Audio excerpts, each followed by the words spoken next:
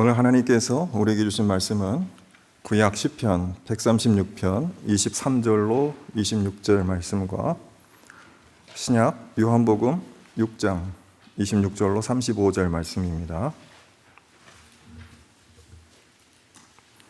먼저 구약의 말씀 시편 136편 23절로 26절 말씀을 제가 받들어 읽겠습니다. 제가 읽을 때 우리 하나님의 계시의 음성을 들으실 수 있게 되기를 바랍니다. 우리가 낮아졌을 때에 우리를 기억하여 주신 분께 감사하여라. 그 인자하심이 영원하다. 우리를 우리의 원수들에게서 건져 주신 분께 감사하여라. 그 인자하심이 영원하다. 육신을 가진 모든 사람에게 먹거리를 주시는 분께 감사하여라. 그 인자하심이 영원하다. 하늘에 계시는 하나님께 감사하여라. 그 인자하심이 영원하다. 아멘. 신약의 말씀 요한복음 6장 26절로 35절 말씀입니다. 이제 봉독하겠습니다. 예수께서 그들에게 대답하셨다. 내가 진정으로 너희에게 말한다. 너희가 나를 찾는 것은 표징을 보았기 때문이 아니라 빵을 먹고 배가 불렀기 때문이다. 너희는 썩어 없어질 양식을 얻으려고 일하지 말고 영생에 이르도록 남아있을 양식을 얻으려고 일하여라. 이 양식은 인자가 너희에게 줄 것이다. 아버지 하나님께서 인자를 인정하셨기 때문이다. 그들이 예수께 물었다. 우리가 무엇을 하여야 하나님의 일을 하는 것이 됩니까? 예수께서 그들에게 대답하셨다. 하나님께서 보내신 일을 믿는 것이 곧 하나님의 일이다. 그들은 다시 물었다. 우리에게 무슨 표징을 행하셔서 우리로 하여금 보고 당신을 믿게 하시겠습니까? 당신이 하시는 일이 무엇입니까? 그는 하늘에서 빵을 내려서 그들에게 먹게 하셨다 한 성경 말씀대로 우리 조상들은 광야에서 만나를 먹었습니다.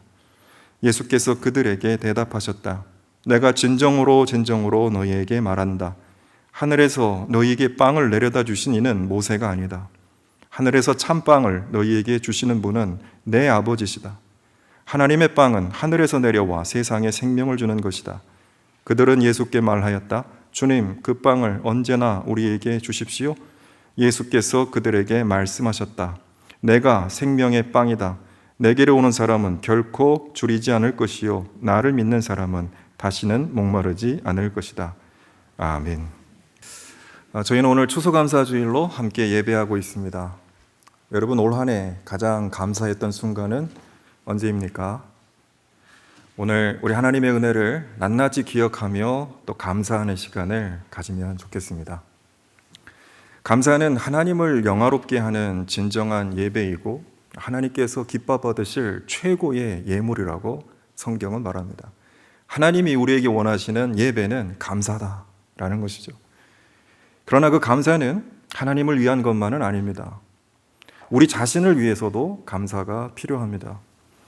우리가 하나님께 감사할 때 그것은 우리의 삶을 하나님이 온전히 주관하신다는 믿음의 고백이고 우리에 대한 하나님의 주권을 인정하는 믿음의 자세가 바로 감사입니다. 그리고 감사는 우리가 하나님께 속해 있으며 세상에 속해 있지 않다라는 믿음의 확신이기도 합니다.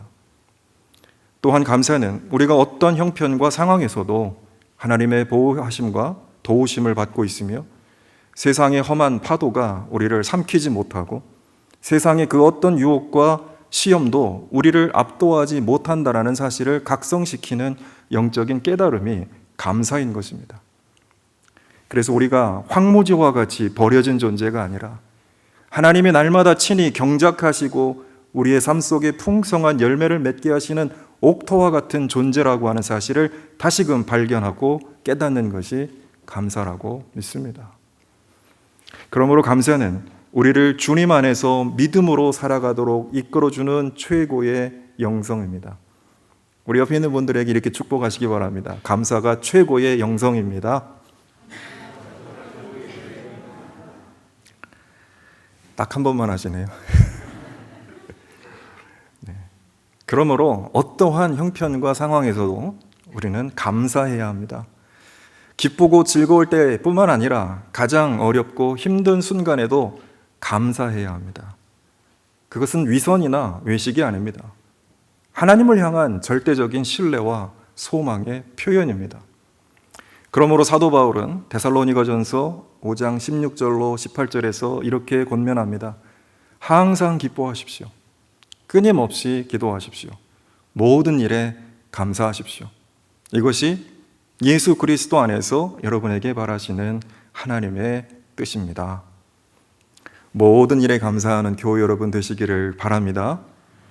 그래서 하나님께 드린 감사, thanksgiving이 우리의 삶을 감사로 채우는 thankfulness, 그거로 변화되는 축복을 누리는 여러분 되기를 바랍니다. 하나님께 감사를 드리면 하나님이 우리를 감사로 채우신다는 말이에요. 시편 136편은 대표적인 감사의 시편입니다. 시편 기자는 하나님의 창조와 출애굽의 구원과 약속의 땅으로 인도하신 하나님의 은혜를 기억하며 감사의 찬양을 올렸습니다. 하나님은 하늘에 계시지만 이스라엘을 강한 손과 펴신 팔로 이끌어내신 분이십니다. 우주와 만물을 창조하신 분이시지만 자기 백성을 친히 광야에서 인도하는 분이십니다. 모든 신들 가운데 가장 크신 분이지만 우리가 낮아졌을 때 우리를 기억해 주시는 분이십니다. 시편 136편의 각 절에서 감사의 상황은 각각 달랐지만 감사의 이유는 동일하였습니다. 우리가 주님께 감사해야 하는 이유는 어떠한 상황에서도 우리를 향하신 주님의 인자하심이 영원하시기 때문이다라는 거죠. 시편 기자가 노래한 감사의 이유는 하나님이 우리에게 행하신 위대한 역사 때문이 아니라 우리를 향하신 하나님의 변함없으신 사랑하심, 인자하심이었습니다. 하나님이 우리에게 좋은 일을 해주셨기 때문에 감사하는 것이 아니라 우리를 향한 하나님의 변함없는 사랑과 인자하심에 감사하는 것입니다. 하나님의 행위에 대한 조건부 감사가 아니라 하나님 사랑에 대한 절대적인 감사인 것입니다. 내게 좋은 일 해줬으니까 감사하는 것이 아니라 언제나 우리를 지키시고 사랑하시는 하나님으로 인하여 감사하는 것입니다. 이 찬양의 고백을 통해 발견하는 사실은 시편 136편의 기자는 정말로 하나님의 사랑을 깨달은 사람이다 라는 것입니다. 그는 크고 높으신 하나님이 이스라엘을 향해 연약한 사람들을 위해 그리고 이 땅에 존재하는 모든 사람들을 위해 정성을 다하시는 그 이유를 하나님의 사랑에서 발견하였던 것입니다.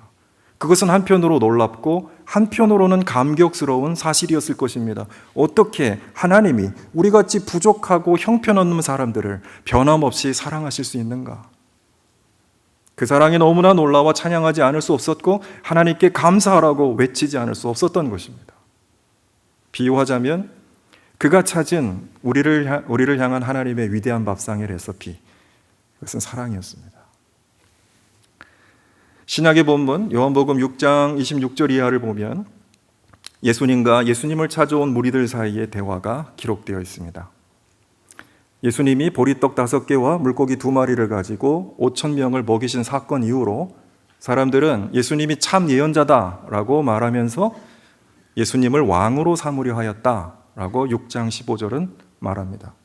그래서 예수님은 그들을 피해 산으로 물러가셨고 날이 저물자 제자들과 함께 디베랴 바다를 건너 가버나움으로 건너가셨습니다. 다음날 그 무리들이 예수님을 다시 찾아왔습니다. 무언가 집요함이 엿보이는 대목입니다.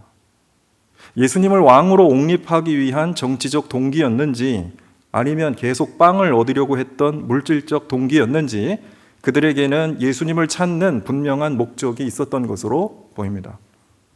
그래서 26절에서 예수님은 그들에게 너희가 나를 찾는 것은 표징을 보았기 때문이 아니라 빵을 먹고 배가 불렀기 때문이라고 지적하셨습니다. 그리고 27절에서 그들을 향해서 썩어 없어질 양식을 얻으려고 일하지 말고 영생에 이르도록 남아있을 양식을 얻으려고 일하여라 라고 권면하셨습니다. 예수님을 찾는 이들이 예수님이 주는 떡이 아니라 예수님이라는 참된 양식을 얻기를 원하셨던 것입니다. 하나님이 주는 축복이 아니라 하나님을 발견하기를 원하시는 것이 하나님의 마음입니다. 이 세상에 있다가 썩어져 없어질 양식, 곧 세속적 욕망을 위해 일하지 말고 영원한 양식을 위하여 일하라 라고 권면한 것도 같은 마음에서였습니다. 예수님이 말씀하시는 영생에 이르도록 남아있을 양식은 무엇일까요? 28절에서 무리들은 우리가 무엇을 하여야 하나님의 일을 하는 것이 됩니까? 라고 예수님께 질문합니다. 하나님의 일을 위해서 그들이 추구하는 것이 곧 영생의 양식이 되는 것이죠.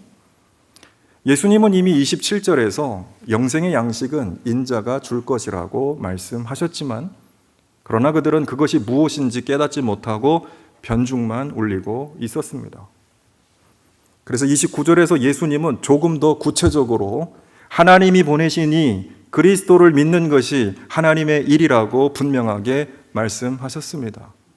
예수님을 믿는 것이 하나님의 일이고 예수님을 믿는 것이 영원한 양식이다라고 직접적으로 말씀을 하셨던 겁니다. 그러자 무리들은 모세 이야기를 들고 나와서 그들의 조상들에게 만나를 먹이신 사건을 언급합니다. 예수님에게 그와 같은 표징을 보여달라라고 요구하고 있는 것입니다. 이러한 요구에는 두 가지 동기가 있다고 보입니다. 하나는 당신이 정말 하나님이 보내신 그리스도인지 확신할 수 없으니 확실한 증거를 보여달라. 그 확실한 증거는 모세가 만나를 내린 것 같은 그런 기적을 우리에게 보여달라라는 요구였습니다. 그리스도라면 증명해봐라 라는 요구였던 거죠. 또 다른 동기는 무엇입니까? 하나님 필요 없어요. 기적이 필요한 겁니다. 그러니까 당신이 하나님 보내신 그리스도라면 우리에게 기적을 베풀어 달라라는 노골적인 요구예요. 하나님 필요 없어요. 기적만 필요해요. 기적을 주세요. 이러한 그들의 요구는 뭐가 문제였을까요? 그들에게 하나님이 아니라 만나가 중요했어요. 하나님이 어떤 분인지 하나님의 뜻이 무엇인지 중요하지 않습니다. 그들에게 필요한 것은 자신들의 삶의 문제를 해결해 주는 하나님, 데우스 엑스 마키나만이 그들에게 의미가 있었던 것이에요. 데우스 엑스 마키나 들어보셨죠? 기계장치와 같이 기능하는 신이라는 뜻의 말입니다. 자신들이 필요할 때 나타나서 문제를 해결해 주는 우상으로서 그들은 하나님을 인식하고 있었던 거예요. 또한 그들은 그리스도보다 자기 자신이 중요했습니다. 그들에게 그리스도를 보내신 하나님의 뜻은 중요하지 않았습니다. 자신들을 만족시키는 그리스도만이 의미가 있었던 것입니다. 나를 중심으로 하나님이 움직이는 그런 천동설적인 신앙관을 가지고 있었던 거예요. 세상의 모든 중심이 나예요. 나를 위해 하나님도 움직이셔야 돼. 세상은 나를 중심으로 돌아가야 돼. 그런 천동설적인 신앙관을 가지고 하나님을 바라보고 있었던 거예요. 그것은 신앙과 세계관의 왜곡입니다. 그들에게는 자신이 순종하고 따라야 할 하나님의 뜻과 하나님의 일은 중요하지 않았던 것입니다. 예수님은 답을 주셨지만 그들은 자기 답만 붙들고 자기 안에 갇혀 있었기 때문에 주님의 말씀이 전혀 들리지 않았습니다. 들어도 듣지 못하고 보아도 보지 못하는 칼바르트가 얘기한 가장 최대의 저주를 받았던 겁니다. 그 저주는 누가 준 게 아니에요. 스스로 갇혀버린 거예요. 들어도 듣지 못하고 보아도 보지 못하는 저주.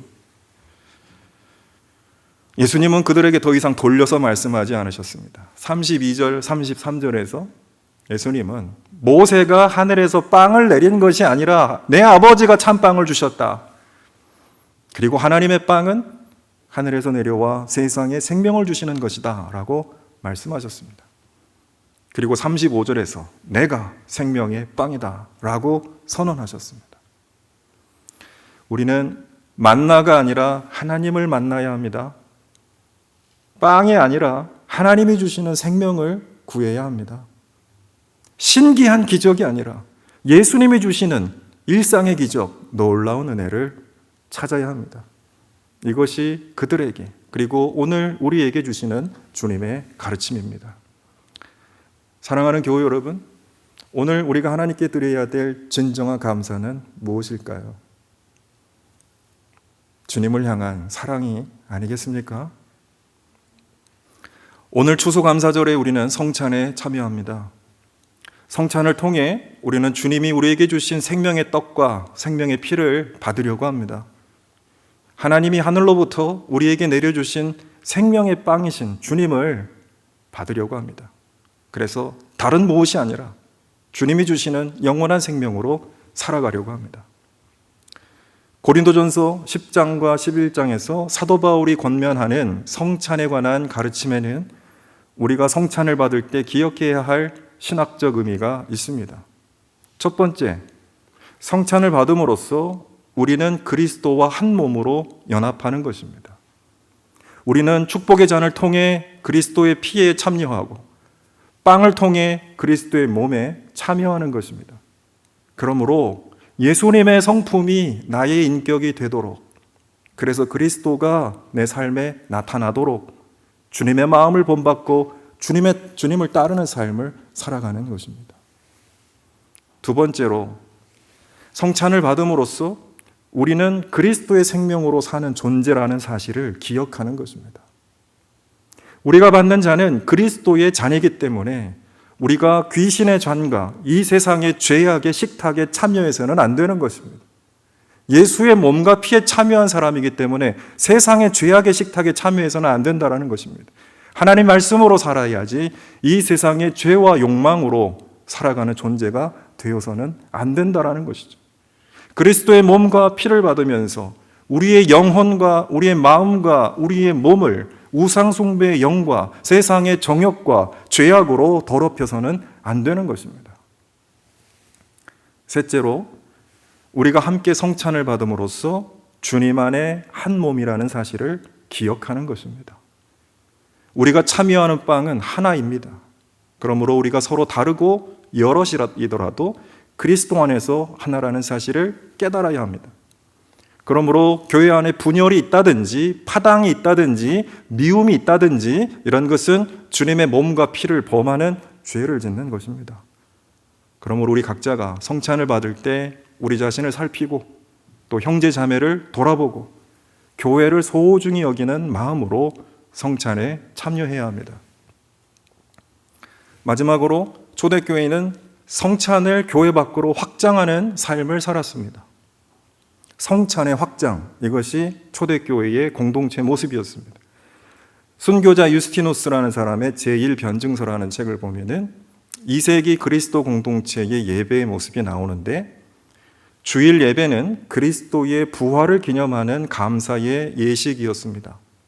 성찬은 예수님의 죽으심을 재현하는 제사가 아니라 그리스도의 부활을 기념하고 주님께 감사하는 예배, 그리고 모든 성도가 부활의 생명과 기쁨을 나누는 감사의 예식, 유카리스트였습니다. 유카리스트는 헬라어 유카리스티아에서 나온 말로 그 의미는 땡스기빙이라는 뜻이 있어요. 이 땡스기빙, 유카리스티아, 성찬 같은 의미이죠. 그래서 성찬을 헬라어로 유카리스티아라고 불렀고 그 뜻은 땡스기빙, 감사였습니다. 그래서 성경을 읽고 설교를 하고 온 성도들이 함께 기도한 후에 빵과 포도주를 나누며 성찬에 참여하였고, 여러 가지 이유로 인해서 예배에 참석하지 못한 사람들에게는 집사들이 예배 후 성찬을 가져가 나누었습니다. 그리고 성찬을 교회 밖으로 확장해서 세상 가운데 그리스도의 사랑과 생명을 나누기 위해서 교회 밖에 있는 고아와 과부와 병든 자와 궁핍한 자와 나그네와 포로된 자 구제하고 돌보는 삶을 살았습니다. 그것이 예배의 한 부분이고 예배의 연장이었습니다. 우리가 세상의 연약한 사람들을 치유하고 돌보는 예수님의 몸으로 살아가는 것이 예배와 성찬의 완성이 되는 것이, 그리스도의 몸으로 살아가는 것이 성찬의 완성이다라는 것이죠. 어제 남선교회 주관으로 대덕구 독거노인 가정에 연탄을 배달했습니다. 우리 교회 이름으로 연탄 660장을 준비해서 어려운 이웃들에게 사랑으로 전달하는 따뜻한 시간을 가졌습니다. 저는 연탄을 나누면서 발칙한 상상을 했어요. 이것은 주님의 몸이요, 이것은 주님의 피다 라고 기도하면서 연탄을 날랐습니다. 신학적으로 문제 있습니까? 이웃의 차가운 몸을 덮이는 주님의 온기가 되고 이웃의 연약한 육신을 어루만지는 주님의 손길이 된다면 그 연탄이 주님의 몸과 피가 아니겠습니까? 그냥 연탄을 나른 것이 아니라 그리스도의 사랑을 전하였다면 그것은 죽은 연탄이 아니라 살아 역사하시는 그리스도의 몸으로 나타나지 않겠습니까? 성찬에 참여함으로써 그리스도와 연합하고 그리스도의 사랑과 생명을 세상에 확장하여 그리스도의 몸으로 살아가는 저와 여러분, 우리 대학교회가 될 수 있기를 주님의 이름으로 부탁합니다. 함께 기도하겠습니다. 하나님, 우리에게 귀한 생명 주신 것 감사합니다. 주님이 우리의 전부입니다. 우리가 주님을 모시고 주님을 위해 살아가게 하여 주옵소서. 세상을 탐하며 부러워하며 어긋난 삶을 살지 않게 하시고 주님 주신 생명으로 살아가서 하나님께 감사 영광 돌리고 이제 하나님이 주시는 은혜와 축복으로 우리에게 감사가 넘쳐나는 삶을 살아가는 우리 교우들 다 되게 하시옵소서. 우리가 받은 주님의 생명 세상에 전하며 그리스도의 몸으로 살아가는 성찬의 삶을 살아가는 우리 그리스도인들, 우리 교회 다 될 수 있도록 인도하여 주옵소서. 우리 주님 예수 그리스도 이름으로 기도드리옵나이다. 아멘.